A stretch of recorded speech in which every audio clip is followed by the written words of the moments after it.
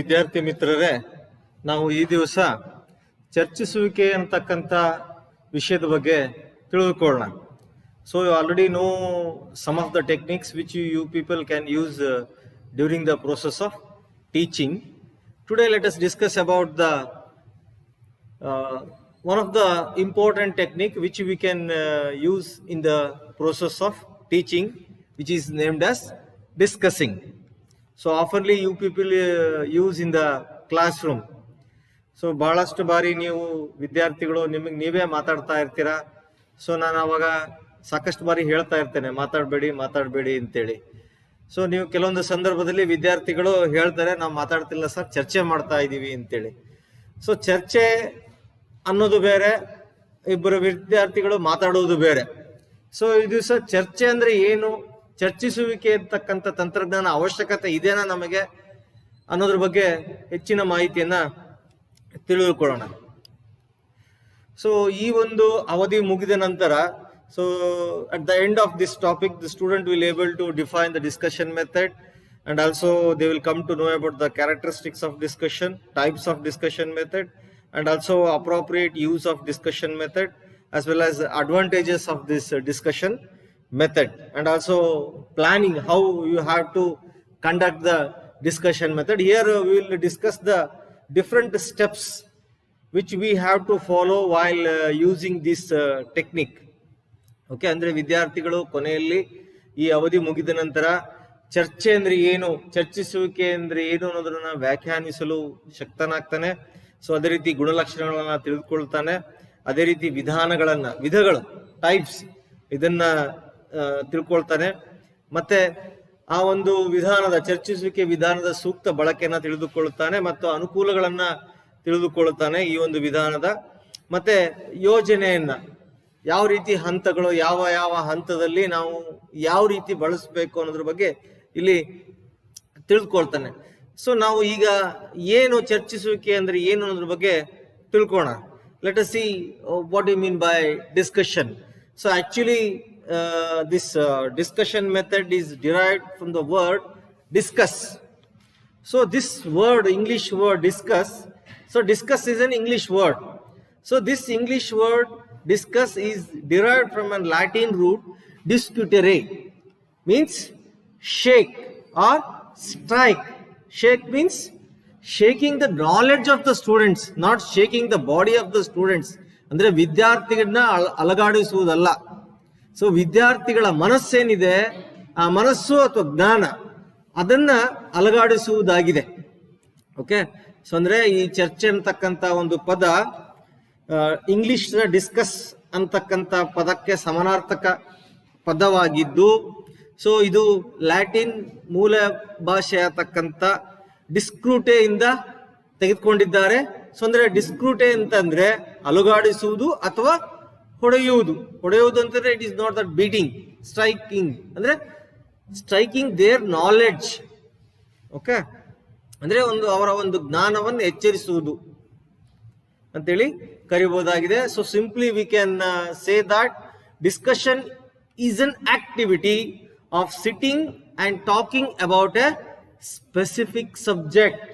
ನೋಡಿ, ನೀವು ಮಾತಾಡ್ತೀರಾ, ಅದು ಸ್ಪೆಸಿಫಿಕ್ ಸಬ್ಜೆಕ್ಟ್ ಆಗಿರ್ಬೋದು, ಆಗದೇನೋ. ಸ್ಪೆಸಿಫಿಕ್ ಅಂದ್ರೆ ನಿಮ್ಮ ಒಂದು ವಿಷಯಕ್ಕೆ ಸ್ಪೆಸಿಫಿಕ್ ಆಗಿರ್ತದೆ, but related to the teaching subject, ಆ ಮೇಸ್ಟ್ರು ಏನ್ ಪಾಠ ಮಾಡಿರ್ತಾರೆ ಅದಕ್ಕೆ ಇರ್ರಿಲೆವೆಂಟ್ ಆಗಿರ್ತದೆ ಅದು, ಹೋಯ್ತಾ. ಹಾಗಾಗಿ ನೀವು ಚರ್ಚಿಸುವುದನ್ನ ಅದನ್ನ ಮಾತಾಡುವುದು ಅಂತೇಳಿ ಕರೀತಾರೆ. ಅದೇ ವಿಷಯದ ಬಗ್ಗೆ, ಒಂದು ವಿಷಯದ ಬಗ್ಗೆ ಶಿಕ್ಷಕ ಏನು ಹೇಳ್ತಿರ್ತಾನೆ, ಸೊ ಅದ್ರ ಬಗ್ಗೆ ಮಾತಾಡೋದಿದೆಯಲ್ಲ, ಅದನ್ನ ಚರ್ಚಿಸುವೆ ಅಂತೇಳಿ ಕರೀತಾರೆ. ಓಕೆ, ಸೊ ಅದು ಒಂದು ಚಟುವಟಿಕೆ. ಅದು discussion is an activity of sitting and talking about a specific subject. ಅಂದ್ರೆ ಚರ್ಚೆ ಎಂದರೆ ಒಂದು ನಿರ್ದಿಷ್ಟ ವಿಷಯದ ಬಗ್ಗೆ ಕುಳಿತು ಮಾತನಾಡುವ ಚಟುವಟಿಕೆಯಾಗಿದೆ. ಅರ್ಥವಾಯ್ತಾ? ಒಂದು ನಿರ್ದಿಷ್ಟ ವಿಷಯ, ಅದು ಯಾವುದಾದ್ರೂ ಆಗಿರ್ಬೋದು, ಒಬ್ಬ ಪ್ರಧಾನಮಂತ್ರಿ ಆಗಿರ್ಬೋದು, ಅಥವಾ ರಾಷ್ಟ್ರಗೀತೆ ಆಗಿರ್ಬೋದು, ರಾಷ್ಟ್ರ ಭಾಷೆ ಆಗಿರ್ಬೋದು, ಗುಣಸಂಧಿ ಆಗಿರ್ಬೋದು, ಲೋಪಸಂಧಿ ಆಗಿರ್ಬೋದು, ಅಥವಾ ಕೂಡುವುದು ಕಳೆಯುವುದು ಯಾವುದಾದ್ರೂ ಆಗಿರ್ಬೋದು. ಅದ್ರ ಬಗ್ಗೆ ಎಲ್ಲರೂ ಸೇರಿ, ಕೇವಲ ಒಬ್ಬ ಶಿಕ್ಷಕ ಅಥವಾ ಕೇವಲ ಒಬ್ಬ ವಿದ್ಯಾರ್ಥಿ ಅಲ್ಲ, ಎಲ್ಲರೂ ಸೇರಿ ಓಕೆ ಒಂದು ನಿರ್ದಿಷ್ಟ ವಿಷಯದ ಬಗ್ಗೆ ಕುಳಿತು ಮಾತನಾಡುವ ಚಟುವಟಿಕೆಯನ್ನು ನಾವು ಚರ್ಚಿಸುವಿಕೆ ಅಂತೇಳಿ ಕರಿತೇವೆ.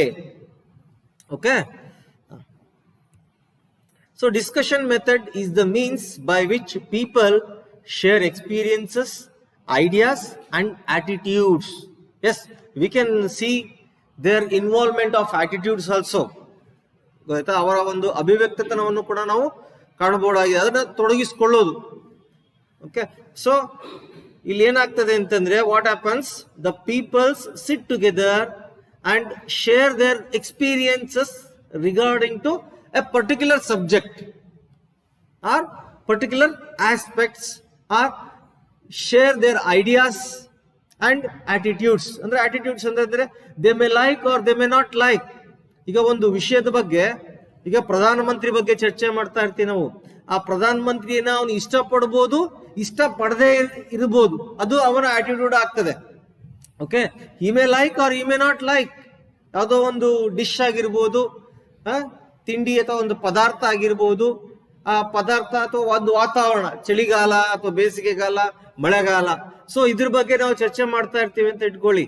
ಸೊ ಅದ್ರ ಬಗ್ಗೆನೂ ಕೂಡ ನಿಮ್ಮ ಒಂದು ಆಟಿಟ್ಯೂಡ್ ಅನ್ನ ತೋರಿಸಬಹುದಾಗಿದೆ. You can show your attitude. You may like or you may not like, so that is your attitude. Okay, so ಅಂದ್ರೆ ಜನರು ಅನುಭವಗಳು, ಆಲೋಚನೆಗಳು ಮತ್ತು ವರ್ತನೆಗಳನ್ನ ಹಂಚಿಕೊಳ್ಳುವ ವಿಧಾನವೇ ಚರ್ಚಾ ವಿಧಾನವಾಗಿದೆ. So the discussion method of teaching is a process. Okay, remember, it is a process in which a small group assembles to communicate with each other. Okay, remember, it is a process where a small group sit together and communicate with each other using speaking. Okay, one is speaking, listening and non-verbal process in order to achieve instructional objectives. Yes, see, you may shake your head or you may raise your hand, so that is a non-verbal processes. Okay, so ನೀವು ಹೇಳ್ಬೇಕಾದ್ರೆ yes sir ಸರಿ ಇದೆ ಅಂತಾನು ಸರಿ ಇದೆ ಅಂತ verbal ಆಗಾದ್ರೆ ಹೇಳ್ಬೋದು, or you can say that ತಲೆನ ಅಲ್ಗಾಡಿಸ್ತಾ ಇಲ್ಲ ಅಂತ ಅಷ್ಟೇ ಹೇಳ್ಬೋದು. ಇಲ್ಲ, ಐ ಮೇ ನಾಟ್ ಅಕ್ಸೆಪ್ಟ್, ನಾನು ಒಪ್ಪೋದಿಲ್ಲ ಅಂತೇಳಿ ತಲೆ ಅಲ್ಲಾಡಿಸ್ಬಿಟ್ಟು ಹೇಳ್ಬೋದು, ಅಥವಾ ಹಿಂಗೆ ಅಂತ ಹೇಳ್ಬೋದು, ಒಪ್ಪಬಹುದು, ಒಪ್ಪದೇನೆ ಇರ್ಬೋದು ಒಂದು ವಿಷಯದ ಬಗ್ಗೆ. ಓಕೆ, ಸೊ ಅಲ್ಲಿ ಕೇಳಿಸ್ಕೊಳ್ತಾರೆ, ಮಾತಾಡ್ತಾರೆ, ಹೌದಾ? ಸೊ ಹಾಗಾಗಿ ಈ ಒಂದು ಬೋಧನಾ ವಿಧಾನವು ಬೋಧನಾ ಉದ್ದೇಶಗಳನ್ನ ಸಾಧಿಸಲು, to achieve the instructional objectives, okay, ಬೋಧನಾ ಉದ್ದೇಶಗಳನ್ನ ಸಾಧಿಸಲು ಮಾತನಾಡುವ, ಆಲಿಸುವಿಕೆ ಮತ್ತು ಅಮೌಖಿಕ ಪ್ರಕ್ರಿಯೆಗಳನ್ನ ಬಳಸಿಕೊಂಡು, ಅಮೌಖಿಕ ಅಂತ ಹೇಳಿ ನಾನ್ ವರ್ಬಲ್, ಅಮೌಖಿಕ ಪ್ರಕ್ರಿಯೆಗಳನ್ನ ಬಳಸಿಕೊಂಡು ಪರಸ್ಪರ ಸಂವಾದ ನಡೆಸಲು ಒಂದು ಸಣ್ಣ ಗುಂಪು ಒಟ್ಟುಗೂಡುವ ಪ್ರಕ್ರಿಯೆ ಆಗಿದೆ ಇದು, ಗೊತ್ತಾ? ಸೊ ಹಾಗಾಗಿ ಚರ್ಚಿಸುವಿಕೆ ಅನ್ನೋದು ಅದು ಒಂದು ಪ್ರಕ್ರಿಯೆ. Okay, it is a process. Then it is important. So this discussion method, also called the Socratic method, after the ancient Greek philosopher Socrates. So ಯಾಕಂದ್ರೆ ಸೋಷಿಯಾಲಜಿಯಲ್ಲಿ ಅದನ್ನೇ ಹೇಳ್ತಾರೆ, ಹೌದು ತಾನೆ? ಎಲ್ಲರೂ ಪಾಲ್ಗೊಳ್ಳುವುದು, ಎಲ್ಲರ ಒಂದು ಪಾಲ್ಗೊಳ್ಳುವಿಕೆಗೆ ಮನ್ನಣೆ ನೀಡತಕ್ಕಂಥದ್ದು, ಏಕಮುಖವಾಗಿ ಇರಬಾರ್ದು ಅನ್ನೋದೆಲ್ಲ ಸೋಷಿಯಾಲಜಿಯಲ್ಲಿ ಬರ್ತದೆ. ಸೊ ಅದರಲ್ಲಿ ಏನು ಒಬ್ಬ ಗ್ರೀಕ್ ತತ್ವಜ್ಞಾನಿ ಇದ್ದಾನೆ, Greek philosopher who named as Socrates. So he used to use this method. So ಅದಕ್ಕೆ that's why this discussion method is also considered as an Socratic method, because he engaged his students with questions and dialogue. Okay, he engaged his students with questions and dialogue. Not only use only question and answer, that method is considered as a question and answer method. Okay, so he allowed the students to express their views, that is dialogue. Dialogue ಅಂದ ತಕ್ಷಣ ಯಾವುದೋ ಒಂದು ready ಮಾತನ್ನ ಆಡುವುದಲ್ಲ. So ಅವರ ಮನಸ್ಸಿನಲ್ಲಿ ಏನಿದೆ ಅದನ್ನ ಹೊರ ಹಾಕತಕ್ಕಂಥದ್ದು ಒಂದು ವಿಷಯದ ಬಗ್ಗೆ. ಓಕೆ, ಸೊ ಹಾಗಾಗಿ ಅವನು ಯಾವಾಗಲೂ ವಿದ್ಯಾರ್ಥಿಗಳನ್ನ ಅದಕ್ಕೆ ಒಳಪಡಿಸ್ತಾ ಇದ್ದ. ಈ engage students with questions and dialogue because the class is small by that day, not nowadays. By that days the class is very small and the tutor is able to determine each student's progress, and students have ample occasion to make their difficulties known. So you remember, it is an important thing. So this method is also considered as, it is a true meeting of the minds. Okay, so we have to give being a teacher, we have to give an opportunity for the students to meet their minds. First of all, some of the time the students are very brilliant, they know everything, ಅವ್ರಿಗೆಲ್ಲದು ಗೊತ್ತಿರ್ತದೆ, but ಅದನ್ನ ಹೊರ ಹಾಕೋದಿಲ್ಲ. So ನಾವು ಅವಕಾಶ ಮಾಡಿಕೊಡ್ಬೇಕು. ಈ ಚರ್ಚಿಸುವಿಕೆ ಇದನ್ನ advantage ಅಲ್ಲಿ ಕೂಡ ಬರಿಬಹುದು ನೀವು. ಓಕೆ, ಅವರ ಮನಸ್ಸಿನಲ್ಲಿ ಏನಿದೆ ಅದನ್ನ ಹೊರ ಹಾಕುವುದು. To draw out the best education ಅಂತಾನೆ ಹೇಳ್ತಾರೆ. To draw out the best of the student is known as education ಅಂತ ಹೇಳಿ ಕರೀತಾರೆ. ಸೊ ಹಾಗಾಗಿ ಅವರ ಮನಸ್ಸಿನಲ್ಲಿ ಏನಿರ್ತದೆ ಅದನ್ನ ಹೊರ ಹಾಕ್ಬೇಕು. ಹಾಗಾಗಿ ಏನಾಗ್ತದೆ, ಮನಸ್ಸುಗಳು ಅಲ್ಲಿ ಕೂಡ್ತದೆ. ಒಬ್ಬ ವಿದ್ಯಾರ್ಥಿಯ ಮನಸ್ಸು ಅಂದ್ರೆ ಅವನ ಮನಸ್ಸಿನಲ್ಲಿ ಏನಿದೆ, ಇನ್ನೊಬ್ಬ ವಿದ್ಯಾರ್ಥಿಯ ಮನಸ್ಸಿನಲ್ಲಿ ಏನಿದೆ ಅದು ಗೊತ್ತಾಗ್ತದೆ. ಸೊ ಹಾಗಾಗಿ it is the true meeting of the minds ಅಂತೇಳಿ ಕರೀತಾರೆ. Okay, definitely if you allow students for discussion, definitely their minds will meet each other. Okay, so ಅಂದ್ರೆ ಚರ್ಚೆ ವಿಧಾನ ಅನ್ನೋದೇನಿದೆ, ಇದನ್ನ ಪ್ರಾಚೀನ ಗ್ರೀಕ್ ತತ್ವಜ್ಞಾನಿಯಾದಂತ ಸಾಕ್ರಟಿಸ್ ನಂತರ ಇದಕ್ಕೆ ಸಾಕ್ರೆಟಿಕ್ ವಿಧಾನ ಅಂತೇಳಿ ಕರೆದಿದ್ದಾರೆ. ಸೊ ಹಾಗಾಗಿ ಇಲ್ಲಿ ಅವು ಯಾಕೆ ಕರೆದ್ರು ಅಂತ ಅಂದ್ರೆ, ಸೊ ಅವರು ಸಾಕ್ರೆಟಿಸ್ ಏನಿದ್ರು, ಸೊ ಅವರು ತಮ್ಮ ವಿದ್ಯಾರ್ಥಿಗಳಿಗೆ ಪ್ರಶ್ನೆಗಳು ಮತ್ತು ಸಂಭಾಷಣೆಗೆ ತೊಡಗಿಸ್ಕೊಳ್ತಾ ಇದ್ರು. ತಮ್ಮ ವಿದ್ಯಾರ್ಥಿಗಳನ್ನ ಅಂದ್ರೆ ತಮ್ಮ ವಿದ್ಯಾರ್ಥಿಗಳಿಗೆ ಪ್ರಶ್ನೆ ಕೇಳ್ತಾ ಇದ್ರು. ಪ್ರಶ್ನೆ ಕೇಳಿದ ನಂತರ ಚರ್ಚೆ ಮಾಡ್ಲಿಕ್ಕೆ ಅಂದ್ರೆ ಸಂಭಾಷಣೆ ಮಾಡ್ಲಿಕ್ಕೆ ಅವಕಾಶ ಮಾಡಿಕೊಡ್ತಾ ಇದ್ರು. ಸೊ ಹಾಗಾಗಿ ಇದಕ್ಕೆ ಸಾಕ್ರೆಟಿಕ್ ವಿಧಾನ ಅಂತೇಳಿ ಕರೆದ್ರು. ಸೊ ಹಾಗಾಗಿ ಇಲ್ಲಿ ಏನಂತ ಕರೆದಿದ್ದಾರೆ ಇವರು ಅಂತಂದ್ರೆ, ಮನಸ್ಸುಗಳ ನಿಜವಾದ ಭೇಟಿ ಮಾಡ್ತಕ್ಕಂಥ ಅಥವಾ ಭೇಟಿ ಮಾಡಿಸ್ತಕ್ಕಂಥ ಒಂದು ವಿಧಾನ ಅಂತೇಳಿ ಈ ಒಂದು ವಿಧಾನವನ್ನ ಕರೆದಿದ್ದಾರೆ. Okay, so this discussion method define the feature of discussion is that students have considerable activity in the construction of knowledge, understanding or interpretation. Yes, definitely we can say that. See, one student will express his views, his ideas or his thoughts, so that another, if suppose another student doesn't know about that thing, what happens? He will gain the knowledge. He will develop the knowledge. Okay, he will able to understand, and another student will able to interpret.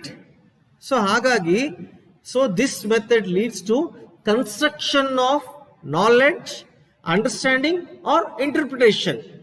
So the students will have all these things, but due to lack of opportunity, ಹಂಗಾಗಿ my own knowledge ಅಲ್ಲಿ ನಾನು ಹೇಳೋದಾದ್ರೆ, I can say that it is this discussion method is nothing but it is a method which gives an opportunity to express their views. Okay, discussion method ಅಂತಂದ್ರೆ ಅದೇ ಅವರಿಗೆ ಒಂದು ಅವಕಾಶ ಕೊಡುವುದಾಗಿದೆ. ಅವರ ಒಂದು ಅನಿಸಿಕೆ ಏನಿದೆ, ಅವರ ಮನಸ್ಸಿನಲ್ಲಿ ಏನಿದೆ, ಅವರ ಜ್ಞಾನ ಏನಿದೆ ಅದನ್ನ ವ್ಯಕ್ತಪಡಿಸ್ತಕ್ಕಂತ ಒಂದು ವೇದಿಕೆ ಆಗಿದೆ ಇದು. ಓಕೆ, ಚರ್ಚೆ ಒಂದು ವ್ಯಾಖ್ಯಾನಿಸುವ ಲಕ್ಷಣವೆಂದರೆ ವಿದ್ಯಾರ್ಥಿಗಳು ಜ್ಞಾನ, ತಿಳುವಳಿಕೆ ಅಥವಾ ವ್ಯಾಖ್ಯಾನದ ನಿರ್ಮಾಣದಲ್ಲಿ ಗಣನೀಯ ಚಟುವಟಿಕೆಯನ್ನ ಹೊಂದಿರುತ್ತಾರೆ.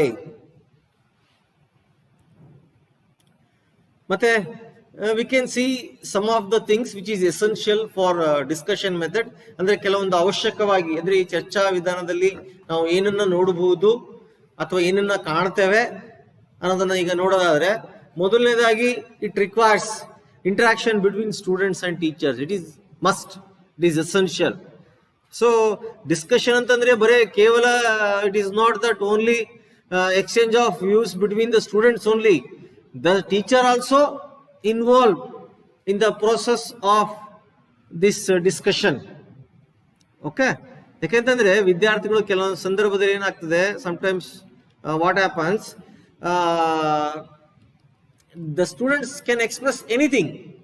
ಏನಾದರೂ ಅವ್ರು ಹೇಳ್ಬೋದು, ಅದು ಸರಿ ಇರ್ಬೋದು ತಪ್ಪಿರ್ಬೋದು, ಬಟ್ ಶಿಕ್ಷಕನಾದನು ಅದ್ರ ಇನ್ವಾಲ್ವ್ ಆಗ್ಬಿಟ್ಟು, ನಾನು ಸ್ಟೆಪ್ಸ್ ಅಲ್ಲಿ ಹೇಳ್ತೀನಿ ಮುಂದೆ, ಟೀಚರ್ ಏನ್ ಮಾಡ್ಬೇಕಾಗ್ತದೆ, ಇನ್ವಾಲ್ವ್ ಆಗ್ಬೇಕಾಗ್ತದೆ. ಸೊ ಅವನು ಹೌದು ಇದು ಸರಿ ಇದೆ, ನೀನ್ ಹೇಳ್ತಾ ಇದೆಯಲ್ಲ ಈ ಪಾಯಿಂಟ್ ಸರಿ ಇದೆ, ಅಥವಾ ಈ ಪಾಯಿಂಟ್ ಸರಿ ಇಲ್ಲ, ಇಲ್ಲ ನೀನ್ ಹೇಳ್ತಾ ಇರೋದಲ್ಲ ಇದು ಈ ರೀತಿಯಾಗಿ ಹೇಳಿದ್ರೆ ಸರಿ ಹೋಗ್ತದೆ, ಈ ರೀತಿಯಾಗಿ ಹೇಳು ಅಂತೇಳಿ ಅವನು ಕೂಡ ಅಲ್ಲಿ ಆ ಪ್ರಕ್ರಿಯೆಯಲ್ಲಿ ಪಾಲ್ಗೊಳ್ಬೇಕಾಗ್ತದೆ. ಸೊ ಹಾಗಾಗಿ discussion requires interaction between students and teachers. ನೋಡಿ, ಹಾಗಾಗಿ ಡಿಸ್ಕಷನ್ ನಾವು ಏನ್ ಹೇಳ್ತೇವೆ, to become a good teacher you have to show interaction. ನಿಮಗೆ ನಾವು ಅದನ್ನು ಕೂಡ ನೋಡ್ತೇವೆ, ನಿಮ್ಮ ಲಾಸ್ಟಿಗೆ ಏನು ಪ್ರಾಕ್ಟಿಕಲ್ ಎಕ್ಸಾಮ್ ಇರ್ತದೆ ಅಲ್ಲ ಅಲ್ಲಿ. So we will observe that also, for that also it carries marks, ಅದಕ್ಕೂ ಕೂಡ ಅಂಕ ಇದೆ.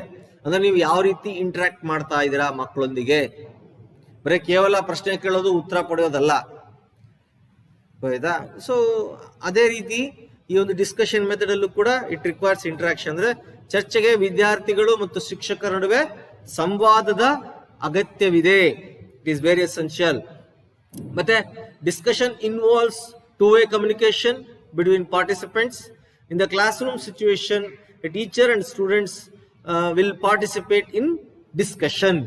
Okay, ಅಂದ್ರೆ ಇಲ್ಲಿ ಈ ಚರ್ಚಾ ವಿಧಾನ ಅನ್ನೋದೇನಿದೆ ಅದು ದ್ವಿಮಾರ್ಗಗಳ ಸಂವಹನವನ್ನ ಒಳಗೊಂಡಿರುತ್ತದೆ. ಟೂ-ವೇ ಕಮ್ಯುನಿಕೇಶನ್, ಬರೀ ಯಾವುದೋ ನಾನು ಹೇಳೋದು, ಬರೀ ಒಬ್ಬ ಟೀಚರ್ ಹೇಳೋದಲ್ಲ, ಒಬ್ಬ ವಿದ್ಯಾರ್ಥಿ ಹೇಳೋದಲ್ಲ, ಅಥವಾ ಇಬ್ರು ವಿದ್ಯಾರ್ಥಿಗಳು ಹೇಳೋದಲ್ಲ. ಸೊ ವಿದ್ಯಾರ್ಥಿ ಮತ್ತು ಶಿಕ್ಷಕರ ನಡುವೆ ಸಂವಹನ ಕ್ರಿಯೆ ನಡೀತಾ ಇರಬೇಕಾಗ್ತದೆ, ಅದು ಪೂರ್ಣವಾದಂತಹ ಚರ್ಚಾ ವಿಧಾನ.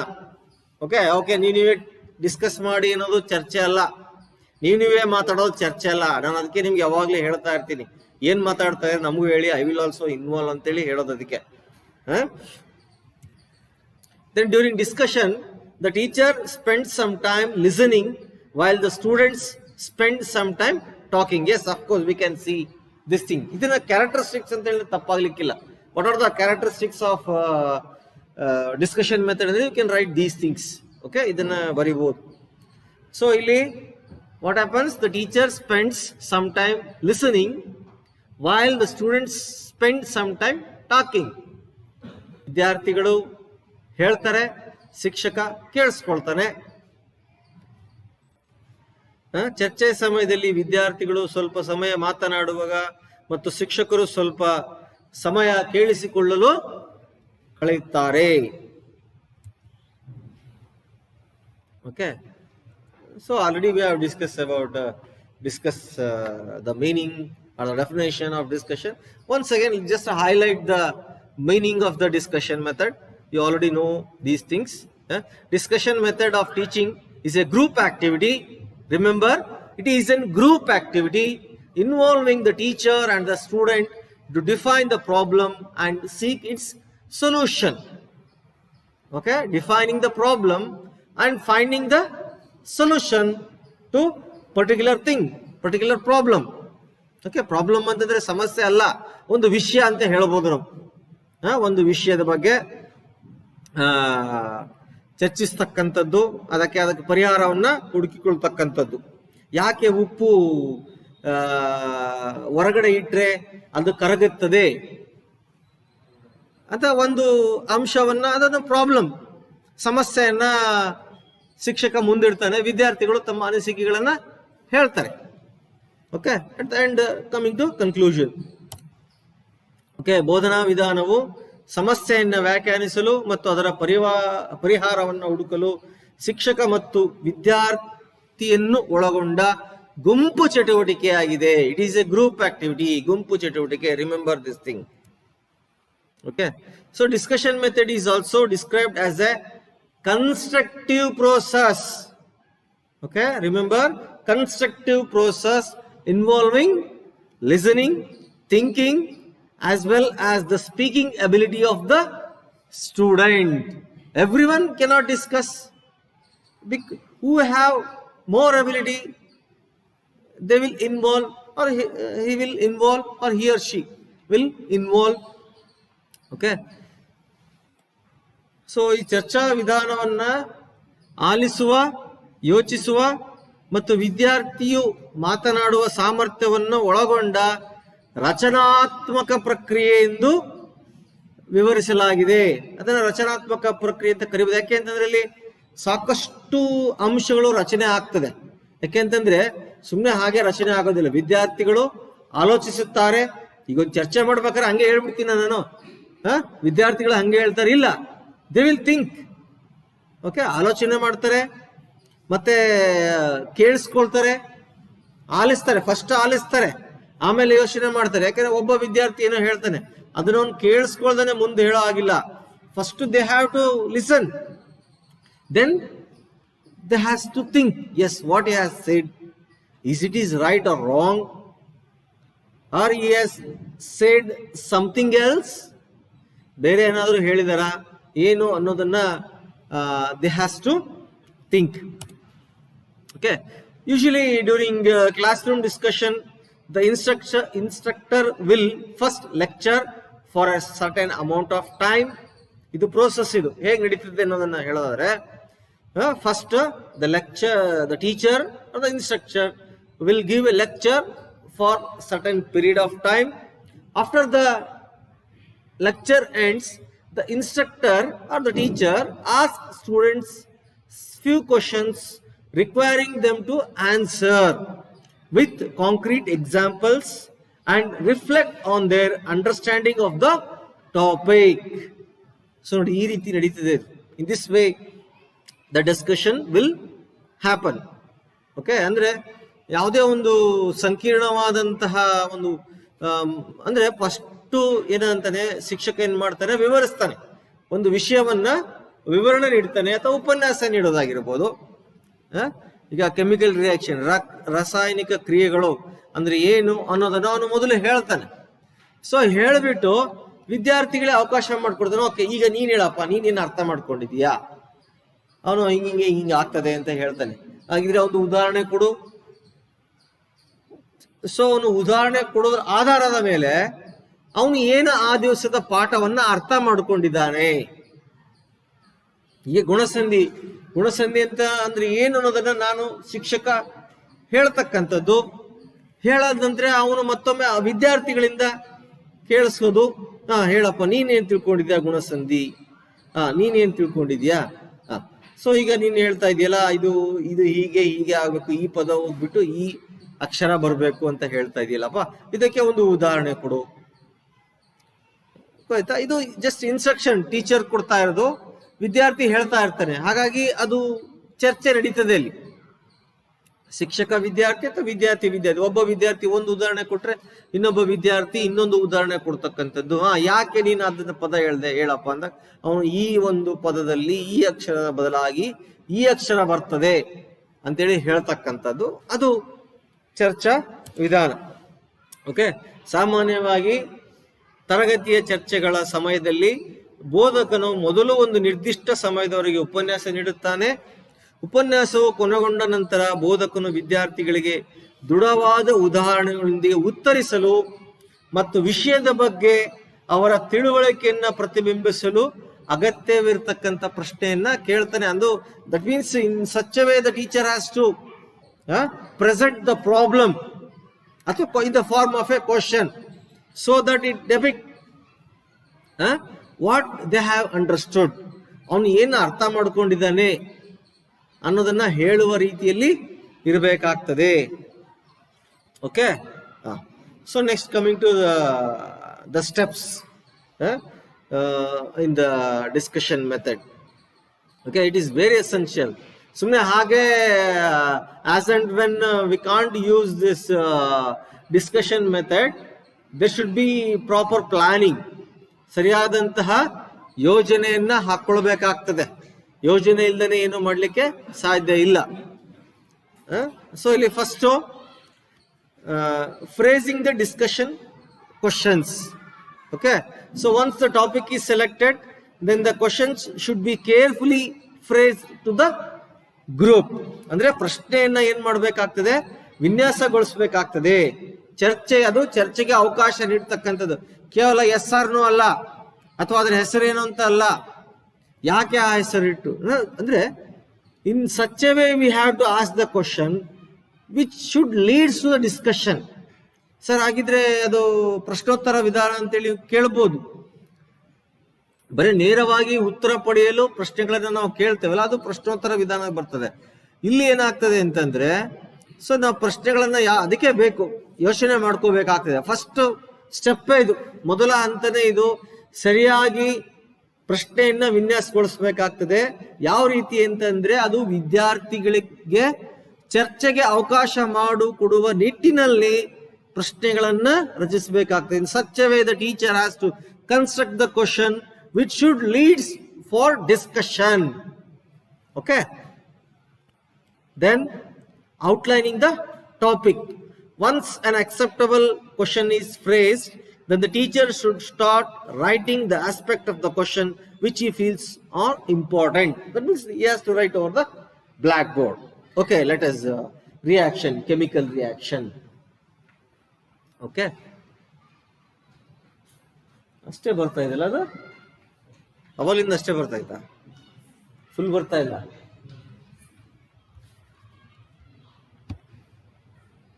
Okay, let us see later. Okay, ವಿಷಯನ್ನ ಹೊರಹಾಕುವುದು.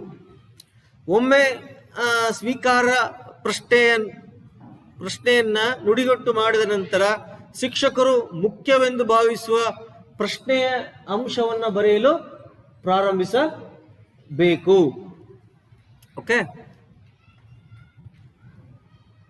Next planning discussion strategy. ಇದನ್ನ we can call it also as the beginning phase.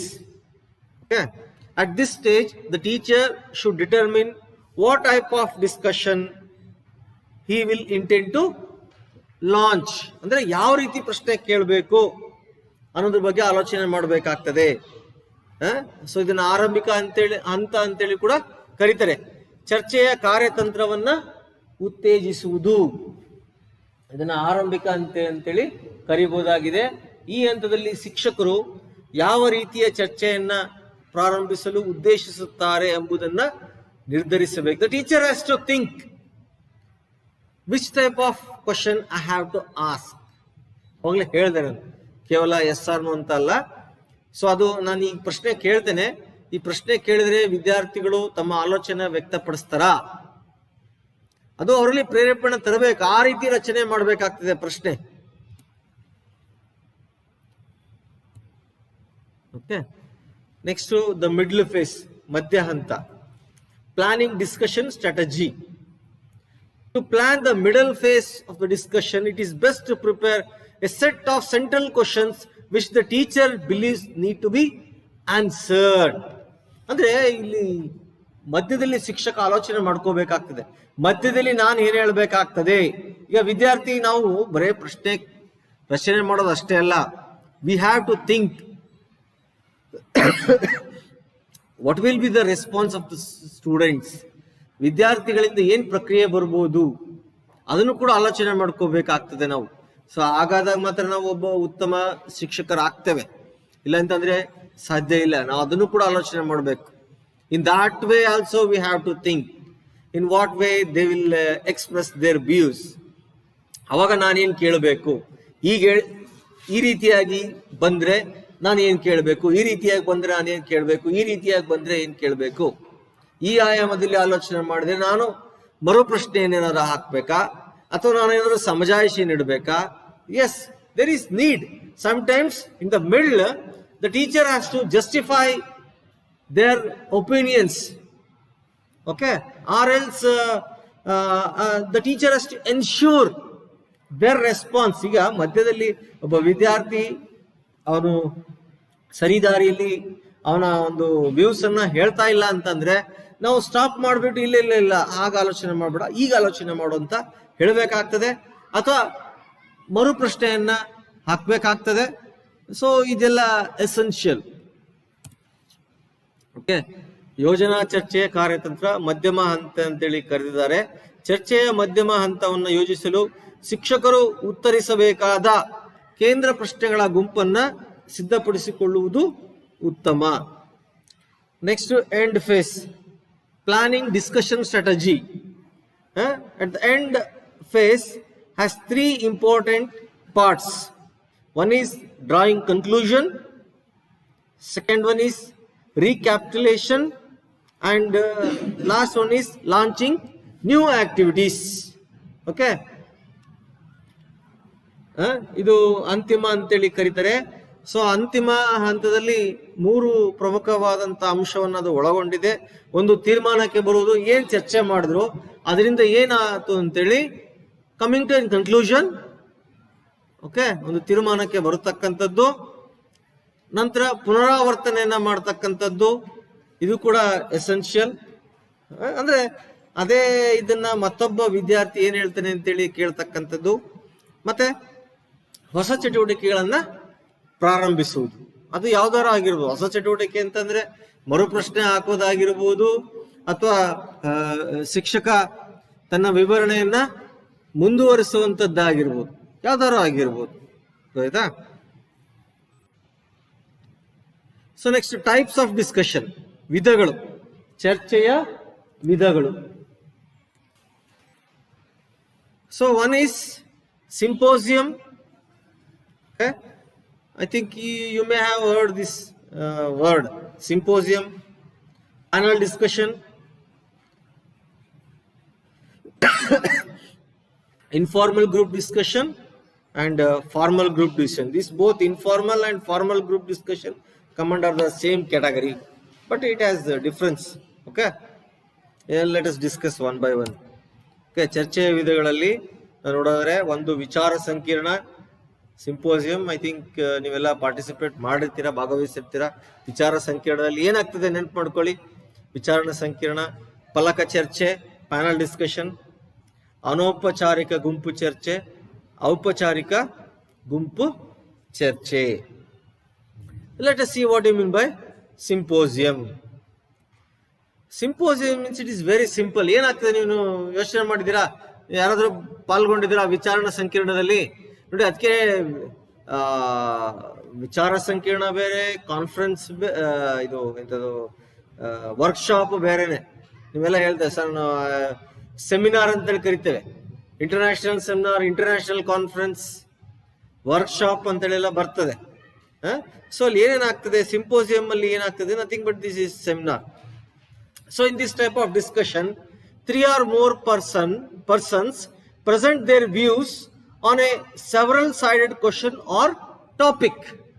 ಒಂದು ಟಾಪಿಕ್ ಬಗ್ಗೆ ಒಂದು ಟೈಟಲ್ ಏನೋ ಇರ್ತದೆ, NEP 2020. ಸೊ ಅದನ್ನ ವಿಷಯ ಇಟ್ಕೊಂಡ್ಬಿಟ್ಟು 3-4 ಜನ ಅಥವಾ ಅದಕ್ಕಿಂತ ಹೆಚ್ಚು ಹೆಸರಾಗಿರ್ಬೋದು, ಸೊ ಆ ವಿಷಯದ ಬಗ್ಗೆ ವಿಷಯ ಮಂಡನೆಯನ್ನ ಮಾಡ್ತಕ್ಕಂಥದ್ದು. ಅಂದ್ರೆ ಒಂದು ವಿಷಯಕ್ಕೆ ಸಂಬಂಧಪಟ್ಟಂತೆ ಚರ್ಚಿಸ್ತಕ್ಕಂಥದ್ದು, ಅಥವಾ ಪ್ರಶ್ನೆಗಳನ್ನ ತೆಗೆದುಕೊಂಡ್ಬಿಟ್ಟು ಚರ್ಚಿಸ್ತಕ್ಕಂಥದ್ದು.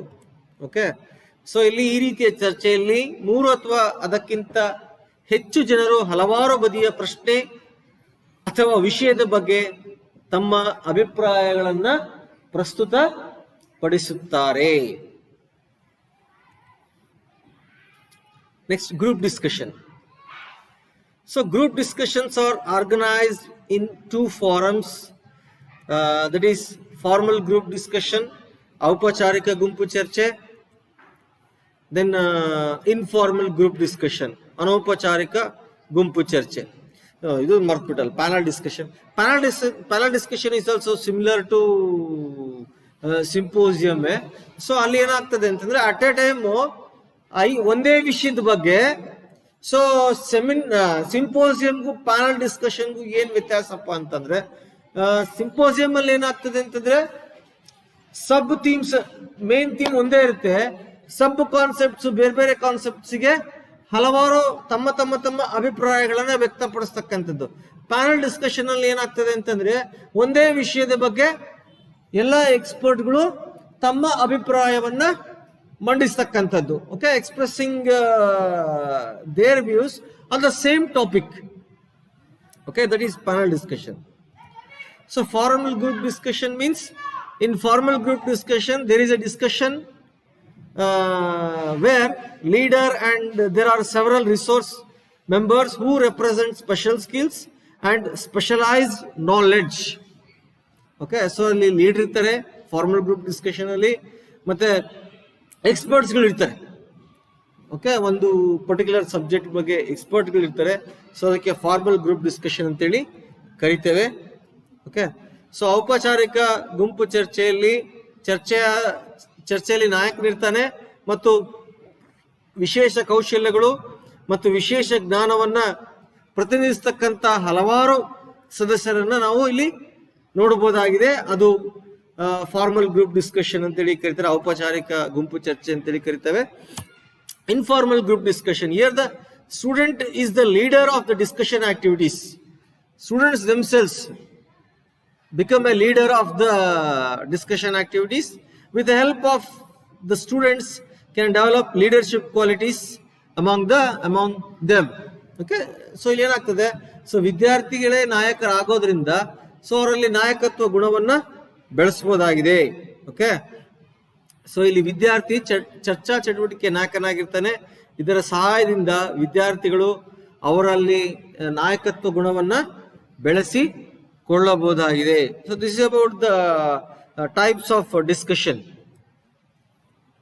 Next let us see the advantages of this discussion method. Okay, first it assimilates and integrate information.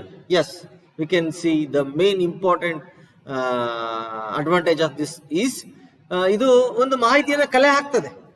ಹೌದು ತಾನೆ? ವಿದ್ಯಾರ್ಥಿ ಅವನ ತಲೆಯಲ್ಲಿ ಏನ್ ಇಟ್ಕೊಂಡಿರ್ತಾನೆ ಅದನ್ನ ಹೊರಗೆ ಹಾಕ್ತಾನೆ. ಸೊ ಅದನ್ನ ನಾವು ಕಲೆಕ್ಟ್ ಮಾಡ್ಕೊಂಡ್ಬಿಟ್ಟು ಸಂಯೋಜಿಸಬಹುದಾಗಿದೆ. ಓಕೆ, ವಿ ಕ್ಯಾನ್ ಅಸಿಮ್ಯುಲೇಟ್ ಅಂದ್ರೆ nothing but collect and integrate the information given by the students. Okay, then it connects new with old knowledge. ಚರ್ಚೆ ಮಾಡಬೇಕಾದ್ರೆ ಆಗ್ತದೆ, ಹಳೆಯ ಜ್ಞಾನವನ್ನ ಹೊಸ ಜ್ಞಾನದೊಂದಿಗೆ ಸಂಪರ್ಕಿಸುತ್ತದೆ. ಹೌದು ತಾನೆ? ಹಲವಾರು ವಿಷಯಗಳು ನಮ್ಮ ತಲೆಯಲ್ಲಿ ಏನಿರ್ತದೆ, ಹಿಂದಿನ ಅನುಭವಗಳು ಏನಿರ್ತದೆ, ಹಿಂದೆ ನಾವು ಏನು ಕಲ್ತಿರ್ತೇವೆ, ಅದರ ಆಧಾರದ ಮೇಲೆ ಪ್ರಸ್ತುತ ಸನ್ನಿವೇಶದಲ್ಲಿ ಏನು ಸಮಸ್ಯೆಯನ್ನ ಕೊಟ್ಟಿರ್ತಾರೆ, ಸೊ ಅದ್ರ ಜೊತೆಗೆ ತಾಳೆ ಹಾಕ್ಬಿಟ್ಟು ಅದನ್ನ ಬಳಸ್ಕೊಂಡ್ಬಿಟ್ಟು ಚರ್ಚೆ ಮಾಡ್ತೇವೆ. ಸೊ ಹಾಗಾಗಿ ಇಲ್ಲಿ ಹಳೆಯ ಜ್ಞಾನ ಮತ್ತು ಹೊಸ ಜ್ಞಾನದ ಸಮ್ಮಿಲನ ಆಗ್ತದೆ. ದೆನ್ ಇಟ್ ಸ್ಟಿಮ್ಯುಲೇಟ್ಸ್ ಥಿಂಕಿಂಗ್, ಆಲೋಚನೆಯನ್ನ ಉತ್ತೇಜಿಸುತ್ತದೆ. ಹೌದು ತಾನೆ? ಯಾಕಂದ್ರೆ ಸುಮ್ಮನೆ ಹಾಗೆ ಅವರು ಚರ್ಚೆ ಮಾಡೋದಿಲ್ಲ, ಯೋಚನೆ ಮಾಡ್ತಾರೆ. ಯೋಚನೆ ಮಾಡಿಬಿಟ್ಟು ತಮ್ಮ ಅಭಿಪ್ರಾಯವನ್ನ ವ್ಯಕ್ತಪಡಿಸ್ತಾರೆ. Okay, then it develop rational thinking. So ತರ್ಕಬದ್ಧ ಚಿಂತನೆಯನ್ನ ಬೆಳೆಸಿಕೊಳ್ಳುತ್ತಾರೆ. then it reveals the students attitude. ವಿದ್ಯಾರ್ಥಿಗಳ ಮನೋಭಾವವನ್ನು ಬಹಿರಂಗಪಡಿಸುತ್ತೆ. ಹೌದು ತಾನೆ? ಹೌದು, ಈ ವಿಷಯದ ಕಡೆಗೆ ಅವರು ಒಲವಿದೆನೋ ಇಲ್ವೋ, ಅವರ ಆಟಿಟ್ಯೂಡ್ ಯಾವ ರೀತಿ ಇದೆ, is there we can able to know that what is their opinion. Is this subject is liked by the students or not? Is it is acceptable or not? ಏನೋ ಹೊಸ ವಿಚಾರ ಹೇಳ್ತೇನೆ, ಅದನ್ನ ಅವ್ರು ಒಪ್ಕೊಳ್ಬಹುದು ಬಿಡ್ಬೋದು. ಬಟ್ ಅವ್ರು ಒಪ್ಕೊಳ್ತಾರೋ ಇಲ್ಲೋ ಅನ್ನೋದು ಚರ್ಚೆಗೆ ಒಳಪಡಿಸಿದ್ರೆ ಗೊತ್ತಾಗ್ತದೆ. ಧನಾತ್ಮಕ ಅಭಿಪ್ರಾಯಗಳು ವ್ಯಕ್ತವಾದರೆ ಅವರ ಮನೋಭಾವನೆ ಧನಾತ್ಮಕವಾಗಿದೆ ಅಂತ ಹೇಳ್ಬಹುದಾಗಿದೆ.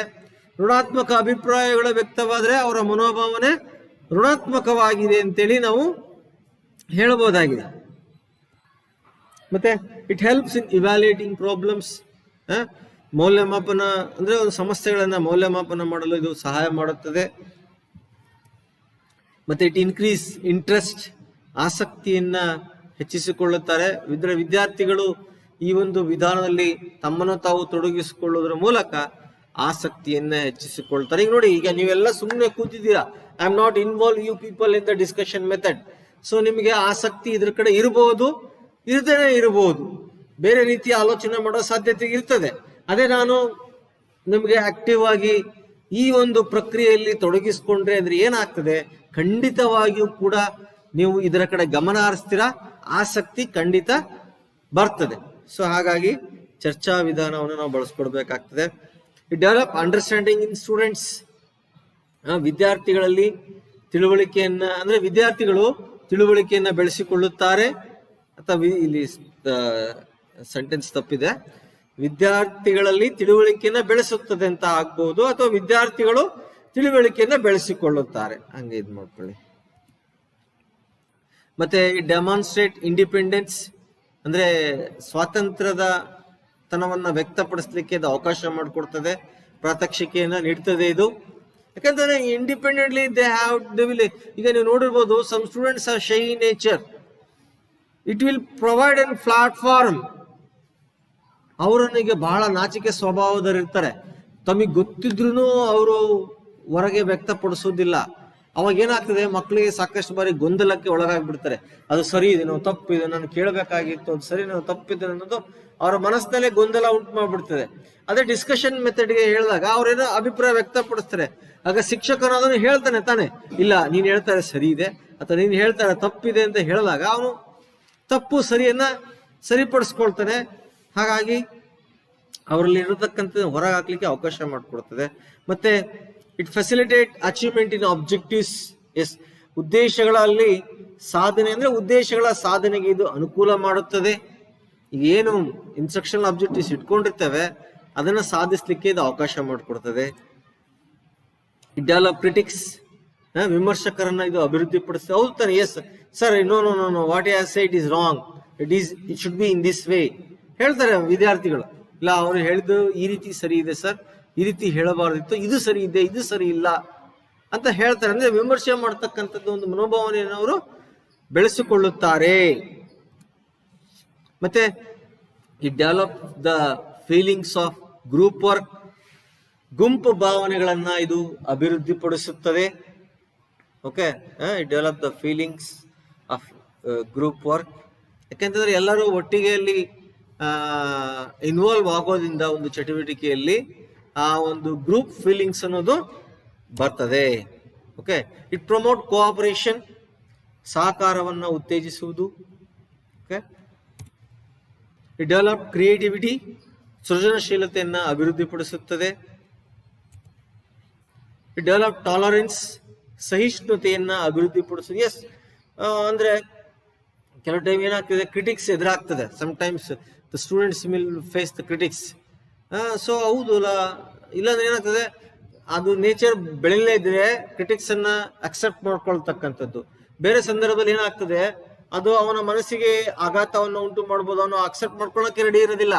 ಅದೇ ಚರ್ಚೆಗೆ ಇದ್ದಾಗ ಅವನಿಗೆ ಅದು ಬೆಳೆಸ್ಕೊಳ್ತಾನೆ, ಹೌದು ಅವನು ಹೇಳಿದ್ ಸರಿ ಇದೆ, ನಾನು ಹೇಳಿದ್ ತಪ್ಪಿದೆ, ನಾನು ಇದನ್ನು ಸರಿಪಡಿಸ್ಕೋಬೇಕು ಅನ್ನೋದು ಅವನು ಇದಕ್ಕೆ ಬರ್ತದೆ. ಹಾಗಾಗಿ will accept the nature of tolerance.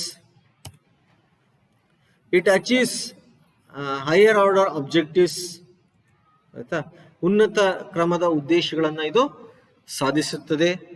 Okay, so this are the some of the advantages of this discussion method. Okay, if you have doubts you can clarify